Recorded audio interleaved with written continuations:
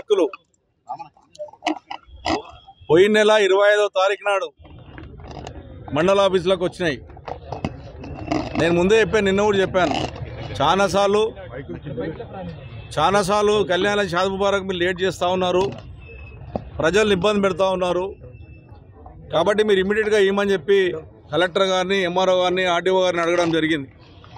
అయినా కానీ స్పందించని పరీక్ష సంబర్లో నిన్న నేను కొంతమంది మహిళల ఇంటికి వచ్చి కళ్యాణ లక్ష్మి చెక్కులు ఇస్తలేరు సార్, ఇప్పటికే చాలా రోజులు అయిందని బాధపడితే ఎంబడే మళ్ళీ ఆఫీసులో చేస్తే చూద్దాం సార్, చేద్దాం సార్ అని అనడం వల్ల నేను ఈ రోజున 11 గంటల లోపల మీరు చెక్కులు ఇవ్వకపోతే ఇక్కడనే నిరాదీక్ష చేస్తా, ప్రజలకు న్యాయం చేసేదాకా వదిలిపెట్టానని చెప్పడం వల్ల ఈరోజు ఎంఆర్ఓ గారు వాళ్ళందరూ కూడా ఇలా 534 మందికి కళ్యాణ లక్ష్మి షాద్ ముబారక్ చెక్కులు ఇవ్వడం జరిగింది.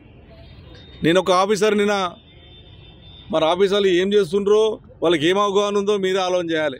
పోయిన నెల 25వ తారీఖు నాడు చాలా క్లియర్గా రాసి ఉంది, 21వ తారీఖు, మరి ఈరోజు 26వ తారీఖు, 27వ తారీఖు, మరి నెల రోజులు ఉంచుకున్నారా లేదా? దాన్ని కొంతమంది వాట్సాప్లో దింపుడు 10 రోజులు అయింది, 4 రోజులు అయిందని, ఇటువంటి దుర్మార్గమైనటువంటి విషయాలలో ప్రజలను ఇబ్బంది పెట్టి ప్రజలకున్న కష్టాలను తీర్చేపోయే అవకాశం లేకుండా ప్రజలను కష్టపెట్టి ప్రయత్నం చేస్తూ ఉన్నారు. ఇది మంచి పద్ధతి కాదు. ఎమ్మెల్యే గారు ఇవ్వాల్సినటువంటి చెక్కులు ఇవి. యాక్చువల్గా హైకోర్టు ఆర్డర్ ఉంది, గవర్నమెంట్ జీవో ఉంది, ఎమ్మెల్యేనే కళ్యాణ లక్ష్మి షాద్ ముబారక్ చెక్కులు ఇవ్వాలి.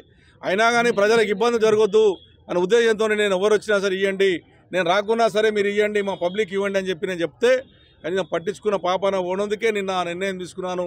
ఇవాళ మా ప్రజలకు 534 మందికి ఇవ్వడం నాకు సంతోషకరం ఉంది.